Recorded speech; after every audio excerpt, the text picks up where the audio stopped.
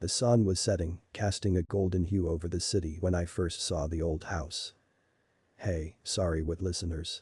Today we have a story about man who understood his whole life as a lie and he took his revenge. Let's get started. It stood at the end of a quiet street, its wooden beams and brickwork exuding an aura of nostalgia. Ivy crept up its walls, and the garden, though overgrown, hinted at past beauty. I was taking my usual evening walk, trying to clear my head from the day's work, when I bumped into the old man. He was frail, with silver hair and deep-set eyes that held a universe of stories. "Beautiful, isn't she?"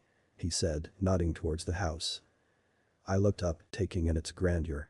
"It's magnificent. They don't make them like this anymore." The old man chuckled. "Been in my family for generations.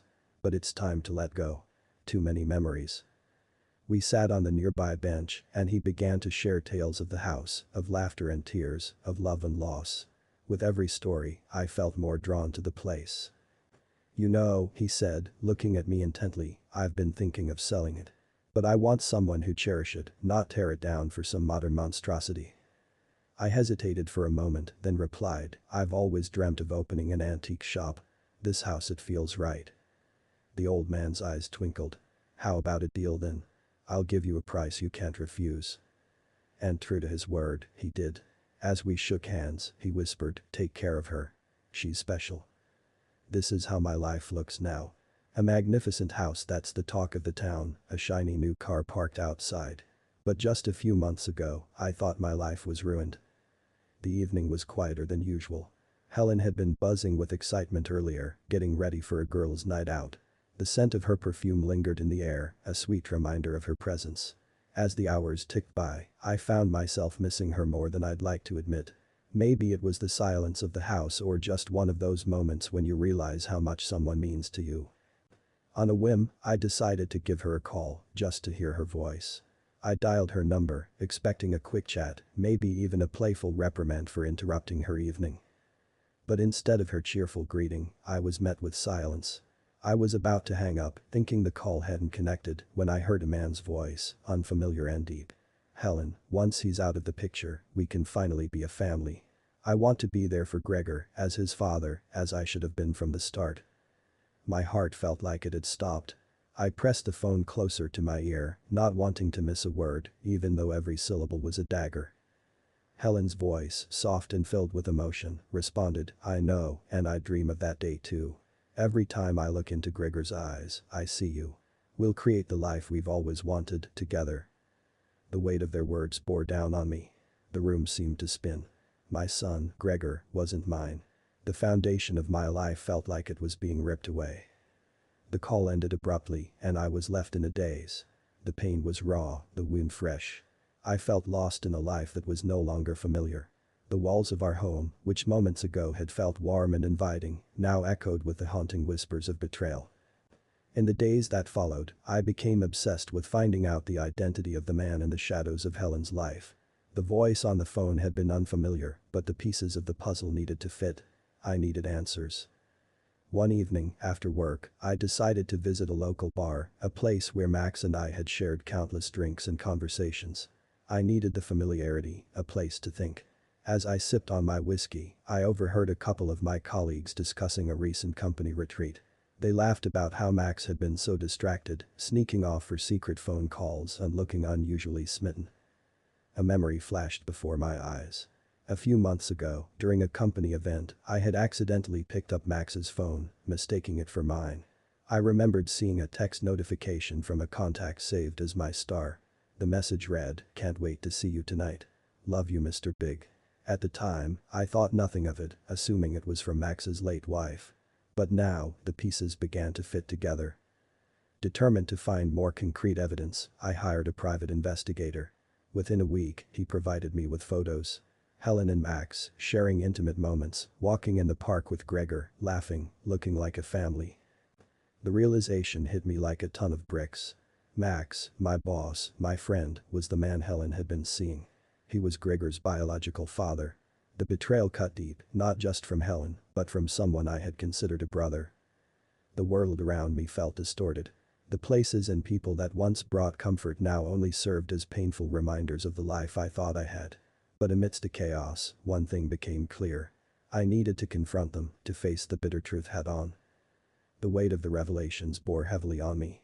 Everywhere I looked, the walls of my life seemed to close in. I wanted to confront Helen, to shout, to rage, to demand answers. But a part of me held back. She had taken so much from me already, I wasn't ready to give her the satisfaction of seeing my pain. She had robbed me of my son, my home, and my trust. After my mother's passing, she had willed our family home to Gregor, believing she was securing her grandson's future. Now, even that felt like a cruel joke. In my darkest moments, I found solace in memories of my father. He had been a pillar of strength, a beacon of wisdom. I remembered our long walks, where he'd share stories of his youth, his passions, and his dreams. He had a particular fondness for numismatics and Japanese poetry. He'd often say, "Coins, like memories, hold value. They remind us of times gone by, of stories untold." One evening, as I rummaged through old boxes, trying to find some connection to happier times, I stumbled upon my father's journal. It was filled with his musings, sketches of coins, and snippets of Japanese poetry. As I leafed through the pages, a loose sheet fell out. It was a letter addressed to me. In it, he wrote about the importance of resilience, of finding strength even when the world seemed bleak. He spoke of a hidden collection, a treasure trove of rare coins he had amassed over the years. These weren't just any coins, they were incredibly rare, some dating back centuries, worth a fortune. He had left clues, a sort of treasure hunt, believing that one day, when I needed it most, I'd find it. The letter, his words, felt like a lifeline. It was a glimmer of hope, a promise of a legacy that was truly mine. Helen might have taken away the life I knew, but she couldn't take away the memories, the lessons, and the legacy my father left behind. With a potential fortune from this collection, I could start anew, rebuild from scratch, and perhaps, when the time was right, take my revenge on those who had wronged me. But the discovery of my father's coin collection and its immense value, I felt a resurgence of power and control over my life. The first thing I did was buy an Audi Q5. The sleek design, the roar of the engine, every detail of the car screamed freedom and new beginnings. Every time I sat behind the wheel, I felt a rush, a mix of excitement and anticipation for the journey ahead. I kept the purchase a secret from Helen. It was my silent rebellion, a piece of my new life she had no part in. I'd park it a few blocks away, taking long walks back home, using that time to reflect and strategize. As days turned into weeks, I noticed subtle changes in Helen's behavior. Her frequent girls' nights, which I now knew were covert rendezvous with Max, became less frequent. Was it guilt? Or perhaps Max was pulling away? I couldn't be sure, but the shift was unmistakable. Meanwhile, my antique business began to flourish. The location of the old house, combined with my newfound financial freedom, allowed me to acquire rare pieces and attract a high-end clientele. Word spread, and soon, my shop was the talk of the town. And then, there was the sweet satisfaction of seeing Max's business, alliance, falter. I'd hear whispers among mutual acquaintances, stories of lost clients and financial struggles. Every piece of bad news about Alliance felt like a small victory, a vindication. I'd savor these moments, allowing myself a smirk or a quiet chuckle. The tables were turning, and for the first time in a long while, I felt like I was in the driver's seat, both literally and figuratively. The Audi Q5 wasn't just a car, it was a symbol of my resurgence, of taking back control. And every time Helen would comment on how tired I looked from my long walks, I'd smile, thinking of the secret that lay parked just a few blocks away. The day had come. I had gathered enough evidence, and it was time to confront Helen and Max. I invited them both to my new antique shop under the pretense of a business proposition. The setting was perfect. Surrounded by relics of the past, we were about to address our own. As they walked in, I could see the surprise on Max's face. He clearly hadn't expected an invitation from me, especially not in such a setting. Helen looked uneasy, her eyes darting around, perhaps searching for an escape. Before we finish this story, please subscribe my channel. That's how you can support me in my passion without giving me any coins. So, I'm reading the rest of the story. Thank you for coming, I began, trying to keep my voice steady. I thought it was time we had a little chat. Max, ever the businessman, responded, "All right, Adam. What's this proposition you mentioned?" I took a deep breath, pulling out a small device from my pocket. Before we get to that, I thought you both might like to hear something. I pressed play, and the room filled with their voices, intimate conversations, plans, and dreams they had shared. Helen's face turned pale, her eyes widening in shock. Max looked like he had been slapped, his confident demeanor crumbling. I continued, laying out a series of photographs on the table. Pictures of them holding hands, sharing secret kisses, moments captured by the private investigator I had hired. How did you get these?" Helen stammered, tears forming in her eyes. "I needed to know the truth," I replied coldly. "And now I do." Max tried to regain some control, his voice shaky. "Adam, let's talk about this. We can find a way to." "To what, Max?" "Make it all go away. Pretend it never happened." I interrupted, anger seeping into my voice. Helen sobbed, "I'm so sorry, Adam. I never meant for any of this to happen." I looked at them both, the weight of the betrayal heavy in the room. "You both made your choices. Now, you'll have to live with the consequences." With that, I walked away, leaving them amidst the antiques, relics of a past that was no longer mine. The courtroom was a battleground, a place where truths were laid bare and judgments were passed.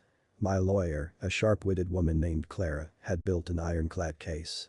With the evidence I had gathered, we painted a clear picture of Helen's deceit and Max's complicity.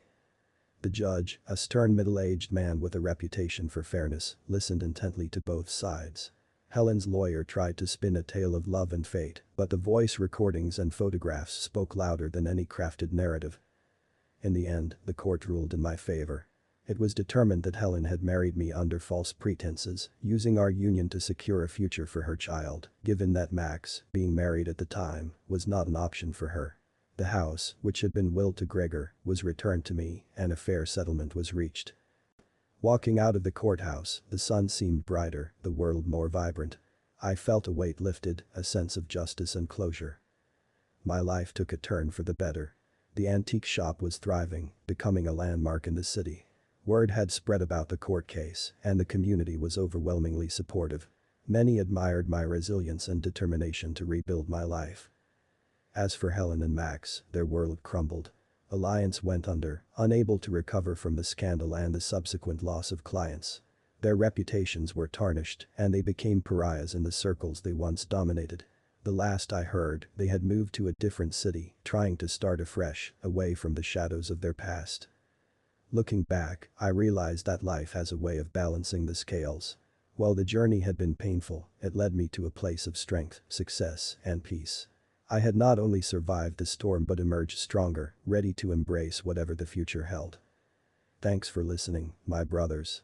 Just kindly remind you about subscribing my channel.